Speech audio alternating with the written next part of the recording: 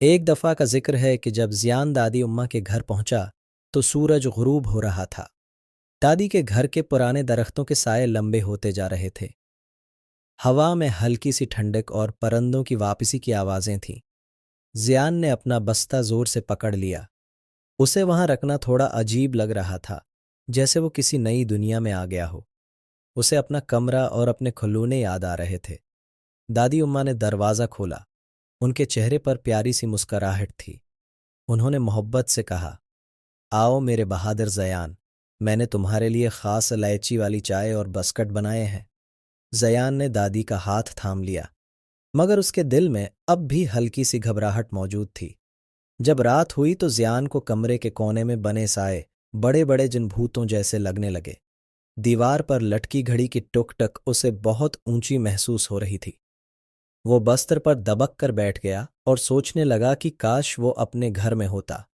اتنے میں دادی اماں کمرے میں آئیں۔ ان کے ہاتھ میں ایک پرانی پیتل کی لالٹین تھی۔ انہوں نے سرگوشی میں کہا، کیا تم جانتے ہو زیان، یہ کوئی عام لالٹین نہیں، یہ ایک جادوئی چراغ ہے۔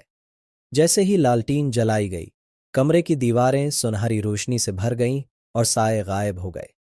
کمرہ کسی کہانی کی تصویر جیسا لگنے لگا۔ دادی نے کہا، چلو اب کچن میں چلتے ہیں اور کچھ جادوئی کام کرتے ہیں۔ زیان ان کے ساتھ کچن میں گیا، جہاں دادی نے اس کے لیے گرما گرم پراٹھا بنایا۔ پراٹھے کی خوشبو پورے گھر میں پھیل گئی اور زیان کے دل کی گھبراہٹ آہستہ آہستہ ختم ہو گئی۔ کھانے کے بعد دادی اماں اسے ایک پرانے لکڑی کے صندوق کے پاس لے گئی۔ انہوں نے کہا، یہ میری یادوں کا خزانہ ہے۔ جب صندوق کھلا تو پرانی کتابوں اور صندل کی خوشبو پھیل گئی۔ اندر لکڑی کے کھلونے، رنگین پتھر اور چاندی کے سکے تھے۔ زیان نے ایک چھوٹا سا لکڑی کا گھوڑا اٹھایا۔ دادی مسکرا کر بولے، یہ تمہارے ابو کا پسندیدہ کھلونا تھا۔ زیان یہ سن کر بہت حیران ہوا۔ اب سونے کا وقت تھا۔ دادی اماں نے زیان کو بستر میں لٹایا اور ایک بہادر چڑیے کی کہانی سنانے لگیں جو اکیلے آسمان کی سیر پر نکلتی ہے۔ دادی کی آواز اتنی پرسکون تھی کہ زیان کو لگا جیسے وہ خود بادلوں پر اڑ رہا ہو۔ دادی نے زیان کے ماتھے پر بوسہ دیا اور لائٹ بند کر دی۔